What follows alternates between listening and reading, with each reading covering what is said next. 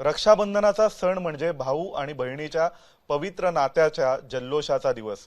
या दिवसाला अनेक वेगवेगळे भावनिक पदर असतात. अनेकांच्या आठवणी या दिवसाशी जोडल्या गेलेल्या आहेत. परंतु आज आपण एका अशा अनोख्या रक्षाबंधनाची कहाणी ऐकणार आहोत की रिया नावाची एक बहीण आपल्या भावाला दुर्दैवाने अकाली सोडून गेली. पण सोडून जात असताना तिचा हात ती एका अशा मुलीला देऊन गेली. त्या मुलीनी त्याच हाताने वडोदऱ्याला जाऊन मुंबईहून त्या भावासोबत रक्षाबंधनाचा सण साजरा केलेला आहे. त्याला राखी बांधलेली आहे. आपल्या सोबत आहे ती खास बहीण अनामता. आपण अनामताकडूनच ऐकूया तिच्या या खास रक्षाबंधनाची कहाणी. अनामता जी, क्या बताएंगे, आप वडोदरा में गए थे, एक राखी पूर्णिमा आपने सेलिब्रेट की है, क्या भावनाएं हैं आपकी? पहले तो नमस्ते आप सबको। और कल का दिन मेरे लिए बहुत ज़्यादा स्पेशल था। मैंने सिर्फ रक्षाबंधन को नहीं मनाया, मैंने एक स्पेशल मोमेंट एक्सपीरियंस किया। मैं मुंबई से वलसाड़ गई थी अपनी डोनर लेट रिया बॉबी मिस्त्री के भाई शिवम, जो अब मेरा भाई भी है, उसे राखी बांधने के लिए। जब मैं एक्चुअली पहली बार गई थी वलसाड़ और उनके घर पे, तो जब मैं गई उधर मुझे ऐसा फील नहीं हुआ कि मैं पहली बार इस घर में आई हूँ। मुझे ऐसा लग रहा था कि मैं इसी घर की बेटी हूँ। जिस तरीके से सब मुझे प्यार कर रहे थे, सब मुझसे बातचीत कर रहे थे, और मुझे इतना मतलब एकदम बेटी से भी ज़्यादा अच्छा फील कराया उन्होंने मुझे, मेरा इतना अच्छा वेलकम किया। और सबसे अच्छा मोमेंट ये था कि मैंने अपने भाई शिवम को राखी बांधी। उस समय सबकी आंखों में आंसू थे, मेरे भी। और सिर्फ मैंने ही नहीं शिवम को राखी बांधी, मेरे साथ रिया ने भी शिवम को राखी बांधी है। तो अब से शिवम की दो बहनें हैं, अनमता और रिया। और मुझे कल पता चला कि रिया अपने घर पे बोलती थी कि मैं आप सबको एक दिन ज़रूर प्राउड फील कराऊंगी। उसने अपने ऑर्गन्स डोनेट करके सबको प्राउड फील कराया। और अब वो मेरे साथ जिंदा है, और पक्का रिया अब सबको प्राउड फील कराएगी। लेकिन आपने हैंड ट्रांसप्लांट किया है, उस समय जब भी आपको ऑर्गन मिला तो उसके बाद में ये एक्चुअल आइडिया या ऐसे कहाँ से आपको ये प्रेरणा मिली कि हमने उनके घर पे जाना चाहिए, राखी पूर्णिमा के दिन ही जाएंगे, ये क्यों, कहाँ से आया? मेरे पास दो रीज़न है। सबसे पहले तो मैं एक लौती बेटी हूँ, मेरा कोई भाई नहीं है। और रिया का भी एक ही भाई था। तो मैंने सोचा कि अब मैं अपने भाई शिवम को राखी बांधने जाऊंगी। और दूसरी बात, मेरे घर में तो सब खुश थे क्योंकि हमने इतनी चीज़ों का सामना किया, और अब मेरे पास मेरा हाथ है। पिछले साल इस टाइम नहीं था, बट इस बार है। बट फिर मैंने ये सोचा कि रिया के घर में शायद सब बहुत उदास हों, ऑब्वियसली होंगे। तो मैंने सोचा कि मैं उनके घर को जाके उन सबको खुश करने का ट्राई करूं कि अब उनकी बेटी वापस उनके साथ है और ज़िंदगी भर उनके साथ रहेगी। तो मैं इसी तरह हर साल जाके शिवम को राखी बांधा करूंगी और हर मोमेंट उनके साथ सेलिब्रेट किया करूंगी। ये एक्चुअल इंसिडेंट कैसे हुआ था, ये आपके हाथ का कुछ उसके बारे में बताएंगे, क्यों आपको अपना हाथ गंवाना पड़ा? तो बेसिकली मैं मुंबई से हूँ। मैं दिवाली वेकेशंस के लिए अलीगढ़ गई थी, यूपी। मुझे वो दिन अभी भी याद है, अक्टूबर 30, 2022। जब मैं अपनी बुआ के टेरेस पे ऐसे ही खेल रही थी, और एकदम से मेरी आंखों के आगे अंधेरा आ गया, मेरी पूरी बॉडी वाइब्रेट होने लगी। और मुझे समझ नहीं आ रहा था ये क्या हो रहा है। मेरी आंखें खुली अलीगढ़ के लोकल हॉस्पिटल में। उधर मैं सबको चिल्लाते हुए देख रही थी, रोते हुए देख रही थी, और मुझे कुछ जलने की स्मेल आई। मैंने जब नीचे अपने हाथों की तरफ देखा तो मेरे हाथ जले हुए थे, स्किन निकल रही थी। आप रिकग्नाइज भी नहीं कर पाते, इस बुरी कंडीशन में थे मेरे हाथ। हम हॉस्पिटल से हॉस्पिटल गए, दिल्ली गए, मुंबई गए उधर से, लेकिन सब डॉक्टर्स ने एक ही बात बताई कि इसका हाथ एम्प्यूट करना पड़ेगा, राइट हैंड, मतलब मेरा हाथ राइट हैंड काटना पड़ेगा। तो 3 नवंबर को ऐसे ही करके मेरा हाथ एम्प्यूट हो गया। और मैं बहुत उदास हुई, मैं बहुत रोई। मैंने अपने मम्मी पापा को बहुत डांटा क्योंकि मैं उस टाइम सिर्फ 13 साल की थी। तो जब मेरे मम्मी पापा गए मेरे रूम में से, मैं एक्चुअली एक बर्न्स हॉस्पिटल में एडमिट थी। उधर मुझे ट्रांसपेरेंट ग्लास के रूम में रखते थे, तो मैं सारे पेशेंट्स को उधर से देख सकती थी। तो मैंने, जैसे मैंने आपको बताया, वो एक बर्न स्पेशल हॉस्पिटल था, तो मैंने ऐसे पेशेंट्स देखे उधर जो मुझसे भी ज़्यादा बुरी कंडीशन में थे। किसी का फेस जला हुआ था, किसी की पूरी बॉडी जली हुई थी, किसी ने अपने चारों हाथ पैर गंवा दिए थे। उस टाइम मुझे रियलाइज हुआ कि सिर्फ एक हाथ ही तो गया है, बाकी दो पैर एक हाथ है मेरे पास।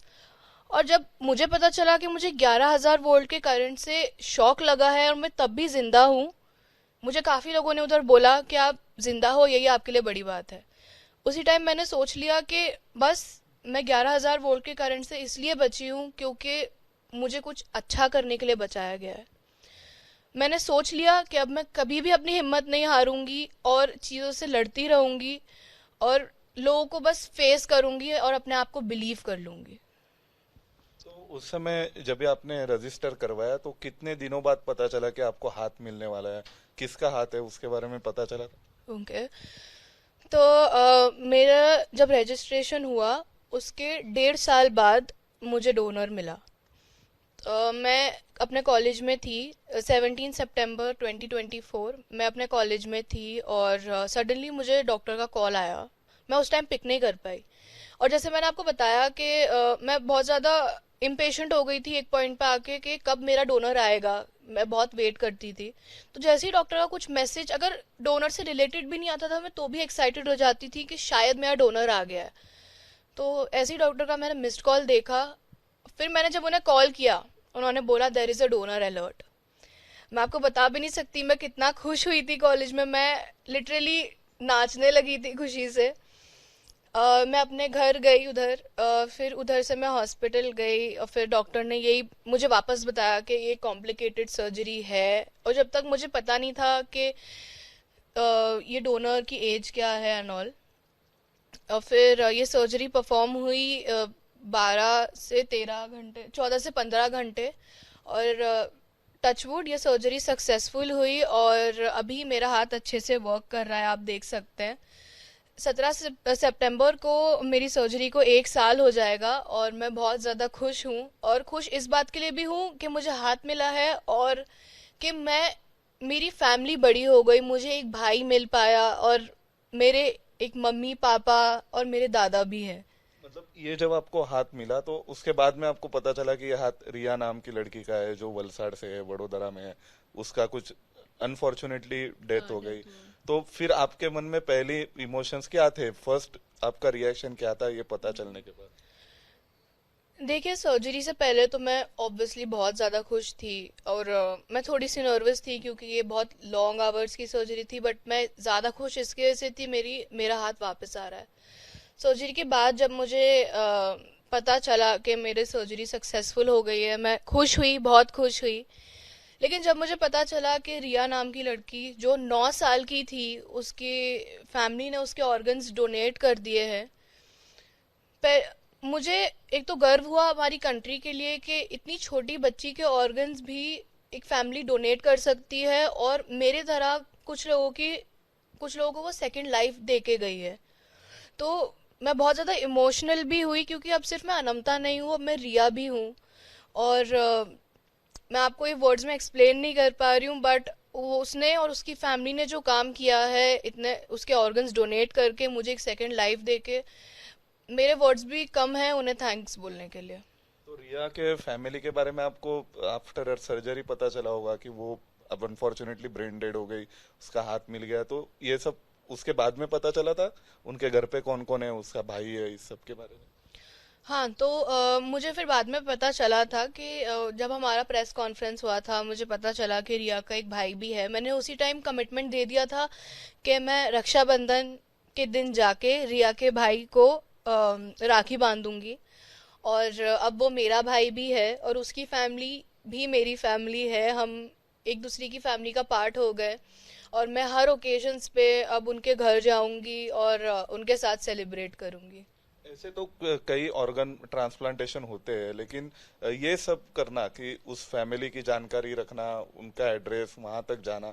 एक तो आपका फर्स्ट शायद अंडर 18 हुआ, ये पहला हैंड ट्रांसप्लांटेशन था पूरी दुनिया में। तो ये सब जानकारी रखकर वहां तक जाना, ये सब कैसे पॉसिबल हुआ? ये आफ्टर जो आपके पोस्ट सर्जरी जो आपकी भावनाएं थी उसी से हो गया था? मतलब मैंने आपको बोला कि मैंने पहले ही डिसाइड कर लिया था कि मैं रक्षाबंधन के दिन जाके शिवम को राखी बांध दूंगी। बट पूरे प्रोसेस का मीडियम लाइक जिन्होंने जिनके साथ मैं गई वलसाड़, वो थी डोनेट लाइफ ऑर्गेनाइजेशन, जिनके थ्रू मुझे मेरा ऑर्गन मिला।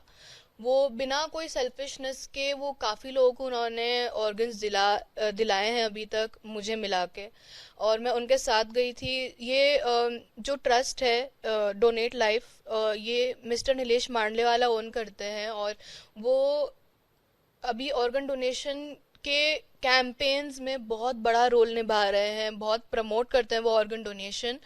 तो मैं उनके साथ गई थी, और बहुत ही अच्छा मोमेंट था। मैं इतना जल्दी वैसे चीज़ों के लिए रोती नहीं हूँ कि जब मुझे मेरा हाथ गया, मैं बस थोड़े टाइम के लिए रोई, फिर मैं उसके बाद रोई नहीं थी। बट मैं इतनी जल्दी चीज़ों के लिए रोती नहीं हूँ। बट कल जब मैं रक्षाबंधन के दिन गई, मैं इतना रोई थी उनकी फैमिली से मिलके, और वो खुशी के आंसू थे कि अब जो मैं मेरे साथ रिया भी है, और मेरे वो मेरे साथ उसे कनेक्ट कर पा रहे हैं, और उन्हें अभी भी ऐसा लगता है और ऐसा है कि उनकी बेटी इस दुनिया में है। तो कल का मूवमेंट कैसा था, उसके बारे में बताइए। आप इतना स्पेशल रक्षाबंधन सेलिब्रेट करके आए। कल तो मुझे बहुत अच्छा लगा, मेरा इतना अच्छे से उन्होंने वेलकम किया, और मैं उनके मम्मी पापा से मिली, उनके भाई से मिली, और उनकी मासी से भी मिली। वो सब बहुत स्वीट थे, उन्होंने बिल्कुल मुझे बेटी की तरह ट्रीट किया। और सबसे ज़्यादा मुझे इमोशनल लगा कि दादाजी से मिलके। मैं जैसी गई उन्होंने मुझे हग कर लिया और मुझे बहुत प्यार दिया। और मैं उनके घर पे जब खाना भी खा रही थी, तो उनकी मम्मी मुझे इस तरीके से खाना दे रही थी कि अरे ये भी खा, ये भी खा, कि कोई जैसे अपनी बेटी को देता है। ज़बरदस्ती खाना खिला रहे थे, और मुझे बहुत सारे गिफ्ट्स भी दिए। लेकिन सबसे बड़ा गिफ्ट जो उन्होंने मुझे आज तक दिया है, वो अपनी बेटी का हाथ डोनेट करके। बट कल मुझे बहुत अच्छा लगा, मैंने शिवम को राखी बांध दी, और जब हम एक दूसरे को सबको बाय बोल रहे थे, तो मुझे बहुत इमोशनल फील हो रहा था कि मैं अभी जा रही हूँ। बट फिर मैंने उन्हें बोला कि मैं बहुत जल्दी वापस आप सबसे मिलने आऊँगी। और हाँ, मतलब ये मेरी लाइफ का सबसे अच्छा मोमेंट था जो मैं ज़िंदगी भर याद रखूँगी। आपकी जो पूरी जर्नी रही है वो एकदम मोटिवेशनल रही कि कहीं आप गए थे घूमने के लिए, वहां पे आपके साथ ये बुरा हादसा हुआ, एक हाथ चला गया, फिर आपने लेफ्ट हैंड से लिखना शुरू किया, फिर वापस वो हाथ वापस आया है, और फिर ये करना। तो ये पॉजिटिव और ऑप्टिमिज्म के बारे में आप लोगों को क्या बताएंगे आज के दिन? मैं बस ये बोलना चाहती हूँ कि अगर मैं बिना एक हाथ के इतना सब कुछ कर सकती हूँ, तो आप लोग क्यों नहीं कर सकते। जैसे मुझे मना किया था हॉस्पिटल के साइकेट्रिस्ट ने, जब मैंने अपना हाथ खोया था, कि आप कोई पब्लिक क्राउडेड प्लेस पे मत जाना। लेकिन मैंने उसी दिन सोच लिया था कि मैं पब्लिक प्लेस पे जाऊंगी, क्योंकि अगर मैंने उस दिन सबको फेस नहीं किया होता, तो आज मेरे अंदर इतनी हिम्मत नहीं होती कि मैं आपको भी अपनी स्टोरी बता पा रही होती, या फिर मेरा हैंड ट्रांसप्लांट हो गया होता। तो मैं सबसे पहले एक पब्लिक रेस्टोरेंट में गई, एंड ऑब्वियसली मुझे सब उधर देख रहे थे, स्टेयर कर रहे थे मेरी तरफ, और कुछ हंस भी रहे थे, बट मैं उनकी तरफ डबल हंस रही थी देख के। तो मैंने चीज़ों को बहुत पॉजिटिव वे में लिया। सबसे बड़ा चैलेंज मेरे लिए ये था कि मेरा राइट हैंड, मैं एक राइटी थी, अब मैं मुझे अपने लेफ्ट हैंड पे शिफ्ट होना था। अम, हर चीज़ मुझे प्रैक्टिस करनी पड़ती थी लेफ्ट हैंड से करने के लिए, और मेरा लेफ्ट हैंड भी सिर्फ 15-20% फंक्शनल था। डॉक्टर ने बोला कि आपको वापस आना पड़ेगा हॉस्पिटल एक सर्जरी कराने के लिए अपने लेफ्ट हैंड की। मैंने उसी टाइम सोच लिया कि अब मैं वापस इधर नहीं जाऊंगी जिस चीज़ से मैं इतना लड़के जा रही हूँ 2 महीना। तो मैंने कैसे भी करके हर दिन फिजियो जाके एक्सरसाइज करके मैंने अपना हाथ फंक्शनल किया। मैं बहुत घंटों तक प्रैक्टिस करती थी अपने लेफ्ट हैंड की। और जब मैं राइटिंग की भी प्रैक्टिस की, टॉप किया है ऐसा हमने सुना। हाँ, मैंने राइटिंग का भी किया था। मैं आपको वही बता रही थी कि पहले मुझे लेफ्ट हैंड को ठीक करना था, उसके बाद मैं फंक्शनल करूंगी ना। तो फिर जब मैं हॉस्पिटल गई, तो उन्होंने बोला इट इज़ अ मिरेकल कि आपका हाथ वापस ठीक हो गया बिना सर्जरी के। अब एक और चैलेंज आता है कि मेरी पढ़ाई का। मैं एक राइटी थी, लेफ्ट हैंड से लिखना बहुत मुश्किल होता है, आपको पता है। मतलब अपने, अगर आप लेफ्टी हो तो राइट से लिखना, राइटी हो तो लेफ्ट से लिखना बहुत मुश्किल होता है। तो मैं more than an average human, मैं हर दिन राइटिंग प्रैक्टिस करती थी, 5-5 6-6 पेज लिखती थी कि कैसे भी करके मुझे अपनी प्रैक्टिस चालू करनी है, अपना लेफ्ट हैंड को फंक्शनल बनाना है। तो अभी अगस्त हो गया था, अब मैंने स्कूल जाना चालू किया और मुझे याद आया कि मेरा बोर्ड्स है 10th का इस साल। तो मैं जैसे ही स्कूल गई, मुझे सबने बहुत अच्छे से वेलकम किया, मेरे फ्रेंड्स, मेरे स्कूल, मेरी प्रिंसिपल मैम सब बहुत अच्छे हैं। बट जब मैं स्कूल गई तो 80% सिलेबस ऑलरेडी कंप्लीट हो गया था। तो अब मैंने क्लासेस ज्वाइन की, मैंने दिन रात पढ़ाई की, और मैंने मैंने इतनी पढ़ाई शायद कभी भी की नहीं होगी। मैंने इसके वजह से की क्योंकि मुझे अपने आप को ये नहीं बोलना था कि मैंने अपना हाथ खोया, इसकी वजह से मुझे बुरे मार्क्स आए या कुछ। तो मैंने बहुत मेहनत की और उसी मेहनत के वजह से मैं 92% ओवरऑल 10th के बोर्ड्स में लेके आई हूँ, और 98% इन हिंदी से मैंने टॉप किया। तो मुझे खुद बिलीव नहीं हो रहा था कि ये मेरा ही रिजल्ट है, बट मैंने जो ठान लिया था कि मुझे इस बार अच्छे मार्क्स लाना है, इस वजह से कि मुझे लोग सिंपैथी ना दें कि अच्छा इसका हाथ चला गया था, शायद इसके वजह से ये पढ़ाई नहीं कर पाई होगी। तो मेरा मोटो भी यही है लाइफ का, कॉशन नो सिंपैथी, कि मुझे किसी की भी सिंपैथी नहीं चाहिए और बस लोगों को मोटिवेट करते रहना है। तो जब भी आपने ये डिसीजन बताया कि आपको वहां पे वलसाड़ जाके राखी बांधनी है, मम्मी पापा को क्या बताया था एग्जैक्टली, किस वर्ड्स में बताया था? मैंने उन्हें ये बताया था कि सबसे पहले यही बोला था कि मेरा देखो कोई भाई नहीं है, और रिया का भी एक ही भाई था। तो मैंने मम्मी पापा को यही बोला था कि मैं अगले साल जाके रक्षाबंधन पे शिवम को राखी बांधूंगी। क्योंकि मैंने आपको जैसे बताया कि मैं नहीं चाह, ऑब्वियसली उनके घर में बहुत अफसोस होगा कि उन्होंने एक छोटी सी बेटी को खो दिया। बट अगर मेरे वजह से वो 1% भी खुश हो पाए कि उनकी बेटी उनके घर पे आई है वापस, तो वो मेरे लिए बहुत बड़ी जीत होगी। और उन्हें थैंक यू बोलने का मेरा एक तरीका था कि उन्होंने एक ऑर्गन डोनेट किया, तो मैं इस वे से थैंक यू बोलना चाहती थी कि इसी हाथ से मैं उनके बेटे को राखी बांध दूं। तो उस आपने वहां पे भी जाके राखी बांध के उनको उनकी खुशी वापस दी, ऐसा आपको लगता है? मतलब ऑब्वियसली वो तो मुझे खुद ऐसे बोल रहे थे, वो मुझे अनमता नहीं रिया ही बोल रहे थे उधर भी जब मैं गई थी। तो उन्हें देख के तो मुझे लग रहा था कि वो काफी खुश हुए, जिस तरीके से वो मुझे ट्रीट कर रहे थे, जितना प्यार कर रहे थे, उनके दादाजी भी कर रहे थे, सब पूरे सब पड़ोसी सारे उसके फ्रेंड्स। मुझे तो यही लग रहा था कि सब बहुत खुश है, और उन्होंने मुझे खुद भी बोला कि आप प्लीज वापस आते रहना। मैंने उन्हें बोला कि मैं पक्का हर ओकेजन पे आप सबसे मिलने आऊंगी, मतलब हर रक्षाबंधन पे आऊंगी। Thank you so much. तर आपल्या सोबत होती अनामता, ही खास बहीण जिने तिच्या खास रक्षाबंधनाची कहाणी आपल्या सगळ्यांना सांगितलेली आहे रक्षाबंधनाच्याच दिवशी.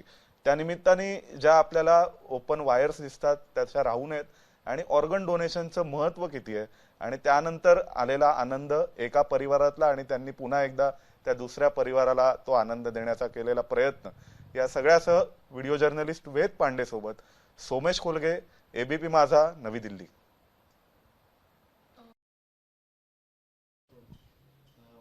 अनामता का जो रक्षाबंधन राखी पूर्णिमा हुई है स्पेशल, उसके बारे में क्या बताएंगे, और उसकी जो जर्नी रही सारी ट्रांसप्लांट की, जिन डॉक्टर ने वो सर्जरी कंडक्ट की, उनके बारे में? रक्षाबंधन के बारे में तो जो बोलूँ वो कम है, एक्सप्रेस भी नहीं कर सकती मैं वो फीलिंग। एक्चुअली अनमता, कभी वही जैसा अनमता ने बताया ना, अनमता का कोई भाई नहीं है और उसकी भी कोई बहन नहीं थी। तो अनमता ने वहाँ पे जाके राखी बांधी, और उन लोगों का जो, मतलब उन लोगों ने जैसे वेलकम किया, इवन रिया के फादर तो हम लोगों को लेने स्टेशन ही पहुंच गए थे। मतलब उनकी खुशी मैं आपको एक्सप्रेस नहीं कर सकती। उसकी मम्मी, उसका भाई, ऐसा लग रहा था जैसे बेटी ससुराल जाती है और वो वापस आती है ना, वो वाली फीलिंग थी बिल्कुल। मतलब कि एक दिन में उसको क्या क्या नहीं दे दें, क्या क्या नहीं खिला दें, कितना प्यार नहीं कर लें, वो वाली फीलिंग थी। इवन अनंता जब हम लोग आ रहे थे लास्ट में जब बाय करके, तो कैसे रुखसती के टाइम पे जब विदा होती है तो विंडो पे आके कैसे फादर या मदर प्यार करते हैं ना, वो उसके पापा आके उसका हाथ ऐसे पकड़ के और ऐसे प्यार कर रहे हैं, और विदाई के टाइम पे कैसे रोते हैं वो, मतलब कंट्रोल करते करते, वो उनका पूरा रिएक्शन था। और उन डॉक्टर्स के बारे में? डॉक्टर जिन्होंने अनंता की सर्जरी की है, डॉक्टर नीलेश सतभाई, उनके बारे में तो जितना बोलूं उतना कम है। मतलब वो, उनको देख के आप ऐसे लगेगा कि ये बंदा फरिश्ता है क्या है, इतना बहुत ही पॉजिटिव। सबसे पहले तो वो इतने पॉजिटिव है, बहुत ज़्यादा। मतलब सामने वाले पेशेंट को ऐसे कर देते कि आप ठीक हो, आपको प्रॉब्लम नहीं है। लेकिन अनंता की लाइफ में उनका बहुत बड़ा रोल है। एक्चुअली उनके एक फ़ोन के लिए, मतलब हमें ऐसा रहता था कि नीलेश सतभाई का कभी एक कॉल आएगा, एक होप, आँख खुलेगी तो सर का फ़ोन आएगा, और हम लोग ने एक इमेजिन कर लिया था जैसे फ़ोन आएगा तो हम ऐसे करेंगे, हम इतने खुश होंगे। तो वही एक दिन अनंता ने जैसे बताया, एक बार उनका फ़ोन आया और उन्होंने फिर हम लोग को बताया था ऐसे ऐसे एक डोनर है। तो फिर हम लोग हॉस्पिटल गए और फिर उन्होंने सर्जरी करी है डॉक्टर नीलेश सतभाई ने। बहुत अच्छी सर्जरी करी, बहुत अच्छे डॉक्टर भी हैं। मतलब वो इंसान भी बहुत अच्छे हैं, डॉक्टर भी हैं और वो इंसान भी बहुत ही अच्छे हैं। तो और उनकी टीम का भी बहुत सपोर्ट था, बहुत पॉजिटिव थे। तो मतलब बोलते हैं ना कि एक से कुछ नहीं होता, ये एक लाइन है। मतलब जैसे रिया की फैमिली ने अपनी बेटी के ऑर्गन्स डोनेट करे, डोनेट लाइफ ने, ऑर्गेनाइजेशन ने, उनके थ्रू डॉक्टर नीलेश सतभाई को वो ऑर्गन्स मिले। वो पेरेंट्स की काउंसलिंग करते हैं। मतलब जो क्या है, डोनेट लाइफ में जो है नीलेश मांडले वाला, उनका नाम भी नीलेश है, नीलेश मांडले वाला, वो पेरेंट्स की काउंसलिंग करते हैं, उनको कन्विंस करते हैं कि कैसे आपका जो पेशेंट है, ये मतलब आपका जो भी बीमार है या ब्रेन डेड जो है, तो आप उसको कैसे मतलब जिंदा रख सकते हो, मरने के बाद भी वो कैसे किसी के काम आ सकता है, एक नेक काम। मतलब आपने ऊपर तो जाके देखा नहीं ना, आपको स्वर्ग मिलेगा कि नर्क मिलेगा। अगर आपको यहीं पर ही एक नेक काम करने का मौका मिल रहा है तो आपको ये वही स्वर्ग है, वही सब कुछ है। तो वो ऐसे कन्विंस करते हैं और फिर पेशेंट्स के जो भी होता है डोनर, उसके ऑर्गन्स वगैरह दिए जाते हैं। और एक डोनर से आप कितने लोगों की लाइफ बचा सकते हैं। मतलब जैसे अनंता के केस में था कि अनंता का हैंड का वो है, मतलब फिजिकली आप देख सकते हो उसको, मतलब फील कर सकते हो। तो इसका स्पेशल था। लेकिन जैसे किडनी और ये सब आप फील नहीं कर सकते, वो इंटरनल होते हैं सारे, तो वो आपको दिखते नहीं, तो आप इतना एक्सप्रेस नहीं कर सकते अपनी फीलिंग्स को उसको लेके। लेकिन अनंता का हैंड दिखाई दे रहा है, वो उस बेटी का, रिया का हैंड दिखाई दे रहा है, तो वो कनेक्ट कर सकते हैं कि हाँ है, ठीक है। वो फीलिंग, मतलब समझ रहे हैं आप, वो फीलिंग्स हो सकती है। तो हाँ, फिर नीलेश मांडले वाला वो काउंसलिंग करते हैं पेरेंट्स की। फिर उसके बाद वो जो सर्जन है, डॉक्टर्स नीलेश सतभाई, उन्होंने सर्जरी करी। और फिर मतलब ये एक चेन रहती है, ऐसे है कि एक के बिना एक अधूरा है, एक के बिना एक अधूरा है। और फिर पेशेंट की हिम्मत सबसे ज़्यादा। पेशेंट जैसे अनंता के केस में, अनंता मेंटली इतनी स्ट्रांग है, हर चीज़ को पॉजिटिव तरीके से लेती है। इवन जब उसका एक्सीडेंट भी हुआ था तो उसने घर पे मतलब बोल दिया था कि मुझे किसी के आंसू नहीं चाहिए। मैं भी बहुत इमोशनल हूँ, लेकिन वो टाइम पे अनंता को ऐसा नहीं लगे कि वो कुछ हो गया उसके साथ, बुरा हो गया, तो अगर हम ही रोएंगे तो फिर उसका क्या हाल होगा। तो हम लोग मतलब मस्ती करते थे, एकदम फिल्म देखने जाते थे। मतलब कुछ ऐसा हमारी लाइफ में ऐसा चेंज नहीं आया था, लेकिन इंटरनली तो हम डैमेज थे, मतलब माइंड से। लेकिन उसको हम जाहिर नहीं होने देते थे कि तेरे साथ कुछ प्रॉब्लम हुई। इवन उसका ड्रेसिंग सेंस, ड्रेसिंग कैसे करनी है, उसको अच्छे से अच्छे ड्रेस करना है उसको। मतलब उसको इवन स्कूल में फंक्शन होते हैं ना, जैसे साड़ी वाड़ी सब बांधनी होती है। अभी साड़ी हैंड नहीं तो साड़ी कैसे बांधेगी, तो उसको कस्टमाइज करना कि उसको राइट से फील नहीं होने देना कि ये किसी चीज़ में कम है। मतलब और बच्चे कर पा रहे हैं, ये नहीं कर पा रही, तो वो चीज़ को मैनेज करना। ये सब धीरे धीरे करके हुआ, लेकिन सब अच्छा हो गया लास्ट में। वो कहते हैं ना, जब हम बोलते हैं कि अच्छा होगा अच्छा होगा अच्छा होगा, तो फिर वो अच्छा ही होता है। अगर आप जैसा सोचोगे वो वैसा आपके साथ होगा। ये मैंने तो फील करा है, और ये ट्रू है एक्चुअली। जब अनंता का एक्सीडेंट के बाद फर्स्ट डे एम्प्यूट हुआ था, उसका हाथ काटा गया था, तो उसके फादर ने बोला था कि बेटा तू टेंशन मत ले, तेरा हाथ वापस आ जाएगा।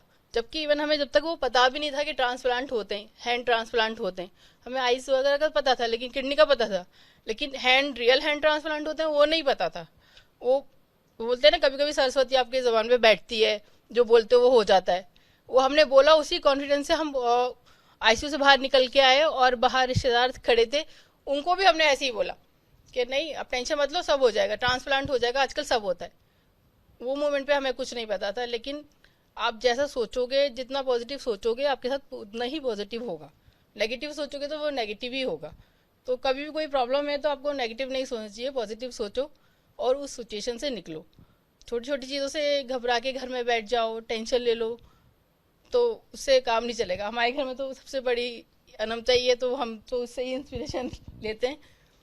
तो बस यही है। Thank you.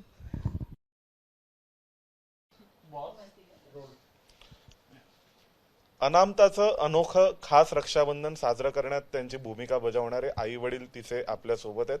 अनामताचे वडील अकील अहमद आपल्या सोबत आहेत. क्या बताएंगे अकील जी, क्या भावनाएं थी कि ये सब कैसे हुआ, और इस सब को लेकर अभी आज फाइनली आप लोगों को क्या बताएंगे? नमस्ते, थैंक यू वेरी मच। आज से 3 साल पहले मेरी बेटी का एक्सीडेंट, हम लोग यूपी गए थे, अलीगढ़ जैसे बताया होगा। तो वहाँ हमारा जाने के बाद मेरी बेटी खेल रही थी ऊपर छत पे। उसने बेसिकली, हम मुंबई से हैं और हम लोग यूपी जाते रहते हैं हर साल, मेरी सिस्टर रहती है वहाँ पर, और ऐसी छत पे कहीं खेल रही थी बेचारी मेरी बच्ची, उसी छत पे ही, और उसको मालूम ही नहीं पड़ा, और वो 1-1.5 फीट की दूरी पे 11,000 की लाइन जा रही थी, और वो दीवार से झुक कर देख रही थी, और उसका हाथ 11,000 की लाइन खींच लेती है, उसका हाथ से खींच लिया, और फिर तो हम लोग, हालत खराब हमारी, हम लोग हॉस्पिटल लेके गए अलीगढ़ के लोकल। तो वहाँ तो मतलब ऐसा था कि उन्होंने सीधा मेरी बेटी का बुरा हाल है, मेरी वाइफ, मेरे रिश्तेदार सारे परेशान हैं, और वो लोग बोल रहे कि नहीं, इसका हाथ काटना पड़ेगा। तो हम तो मतलब दंग रह गए, मेरी इकलौती बेटी है। तो हम लोगों ने सीधा एम्बुलेंस लिया और सीधा हम लोग दिल्ली के नियर बाय, तो गुड़गांव है, मैदानता बेस्ट हॉस्पिटल, वहाँ आए। वहाँ भी उन्होंने ट्राई किया, उन्होंने भी वही बोला कि पॉसिबल नहीं है।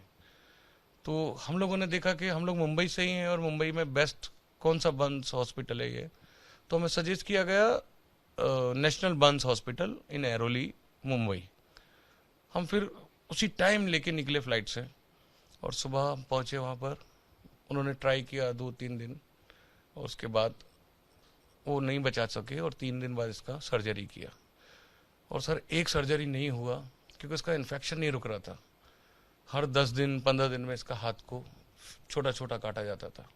लास्ट ये हुआ कि ऑलमोस्ट पूरा हाथ चला गया इसका, और मतलब सब खत्म था, बट मेरी बेटी नहीं हारी थी।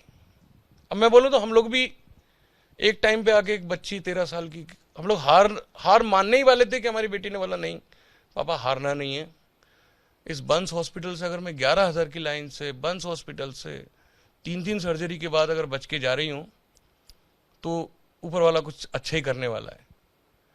तो हम लोगों ने, अब जब हमारी बेटी इतनी खुश है, और डिस्चार्ज के सीधा बाद हम लोग सीधा गए अपना, इसने सबसे पहले पब्लिक स्कूल में बोला कि चलो, सॉरी, पब्लिक रेस्टोरेंट में, कि चलो वहीं खाना खा के आते।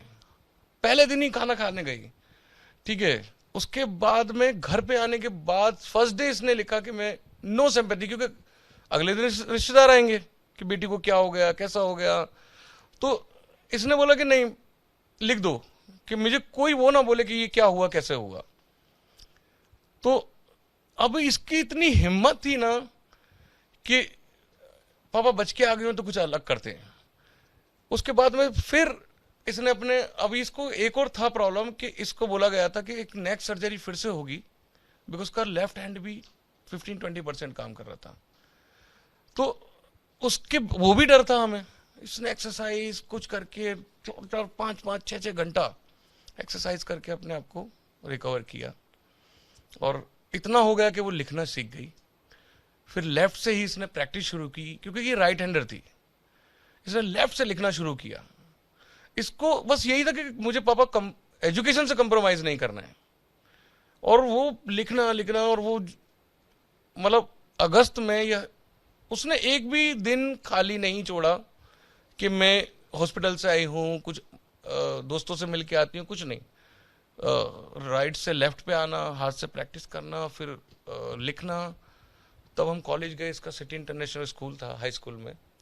वो अच्छे लोग थे, उन्होंने प्रिंसिपल ने सजेस्ट किया कि ये साल बेटा तू कैसे करेगी, बिकॉज अगस्त हो चुका है, अभी ऑलमोस्ट सारे सब्जेक्ट खत्म हो चुके हैं।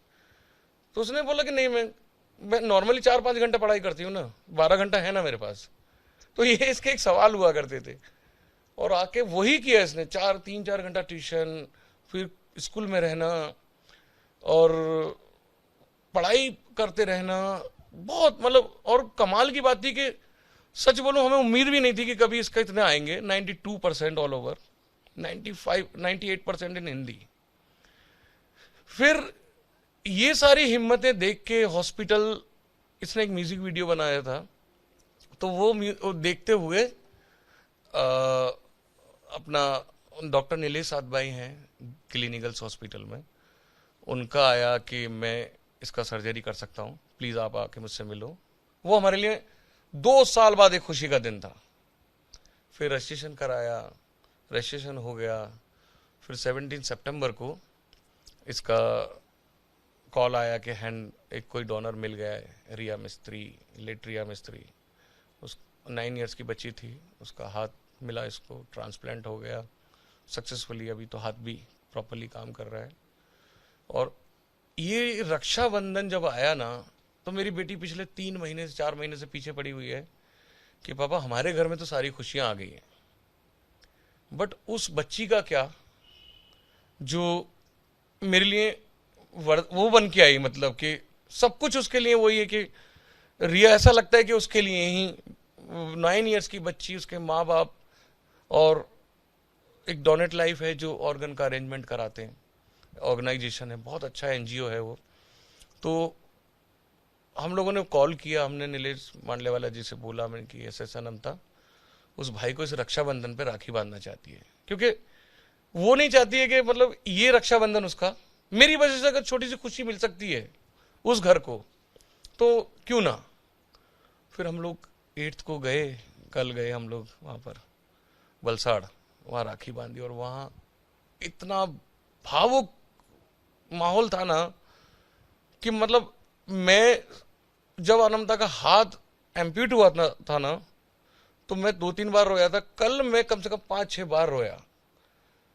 वो 9 इयर्स की बच्ची थी, सब उसको जानते थे, सब प्यार करते थे, एक एक इंसान आ रहा है। और सोचो, एक तो यह था कि एक लेडी थी, भागती हुई आई और मेरी बेटी के ना चुपट गई, और उसका ये वाला हाथ लेके ना जो डोनेट हुआ है अपने बालों से लगा लिया और बोला कि तू इसको ऐसा कर, बिकॉज मेरा ये ऐसा करा करती थी। तो ऐसे पल थे ना वहां पर, क्योंकि सभी जानते थे। और ये क्या है ना, एक्सटर्नल ऑर्गन है, क्योंकि अंदर का जो ऑर्गन होता है इतना दिखा नहीं सकते हो कि मुझे क्या मिला है। ये हाथ को तो सब पहचानते हैं ना, बचपन से खेलते हुए है, माँ बाप, दोस्त, उस हाथ को सीधा पहचान रहे कि तो ये रिया का हाथ है, और वो चल रहा है। जो 11 महीने पहले मर चुकी है उसका हाथ दिख रहा है उनको, उनके लिए तो बहुत बड़ा नया चीज था। तो मतलब इतना अच्छा लगा ना हम लोगों को, और इतने खुश थे वो लोग। मेरी बेटी को मैं सच बोल रहा हूं, इतना प्यार किया था, ऐसा लग रहा था कि हम इसके ही माँ बाप हैं। ये भाई बहन, माँ बाप, मोहल्ले वाले, बहुत बहुत मतलब कल इतना अच्छा लगा कि बिकॉज हमको भी था कि ऐसा नहीं कि हमारी बेटी का हाथ लग गया, सब कुछ ठीक हो गया। उस घर को हम क्या कर सकते हैं, और हम लोग कुछ नहीं कर सकते, बस एक इमोशनली हम लोग कर सकते हैं जाके। तो मेरी बेटी की हिम्मत थी कि नहीं, मैं पापा जाऊंगी, जाके मैं उस भाई को इस रक्षाबंधन में बिना राखी के नहीं देख सकती। उसकी इकलौती बहन थी जो चली गई, स्वर्गीय रिया मिस्त्री, और वो भाई शायद इस साल उस सगी बहन के हाथ से नहीं बांध सकता था क्योंकि नहीं थी वो, बट मेरी बेटी के पास तो उसका एक हाथ था ना। तो वो ऑर्गन डोनेशन संस्था, वो माँ बाप, कितने बड़े बड़े दिल वाले लोग थे कि 9 इयर्स की बच्ची को इंटरनल ऑर्गन तो दिया ही दिया, एक्सटर्नल ऑर्गन भी दे दिया। मतलब मैं तो कहता हूं कि भगवान है हमारे आसपास बहुत बड़ा, कि मतलब इतना बड़ा कारनामा हम लोग अपनी नजरों से देखते हुए जा रहे हैं। थैंक्स डॉक्टर्स कि जो हमारे, आपको एक और चीज बता दूं, जितने भी पूरी दुनिया में हैंड ट्रांसप्लांट हुए सबसे ज्यादा हमारे इंडिया में हुए। और ये मेरी बेटी का अंडर 18 जो हुआ है ना, अपर लिम्ब, वर्ल्ड में फर्स्ट टाइम हुआ है जो डॉक्टर नीलेश अतवाई ने किया है। First female under 18 transplant under 18, वो भी मेरी बेटी का हुआ है। तो इतने रिकॉर्ड डॉक्टर्स ने बनाए। ये हमारे देश के लिए प्राउड की बात है। ये हमारा देश बहुत खूबसूरत है कि रिया मिस्त्री का हाथ, डॉक्टर नीलेश अतवाई, डॉक्टर नीलेश मांडलेवाला, ये सारे मिलके मतलब एक कैसे संभाला जाता है, ये हमारे देश की खूबसूरती है। हमारा देश ऐसी महान थोड़ी है। Thank you so much. थँक्यू। आपल्या सोबत होते अनामताचे वडील, ज्यांनी म्हटलंय की आपला देश उगाच महान नाहीये, असे सगळे लोक आजही या देशामध्ये आहेत, त्यामुळेच तो महान आहे। व्हिडिओ जर्नलिस्ट वेद पांडेसह सोमेश कोलगे, एबीपी माझा, नवी दिल्ली। एबीपी माझा, उघडा डोळे बघा नीट।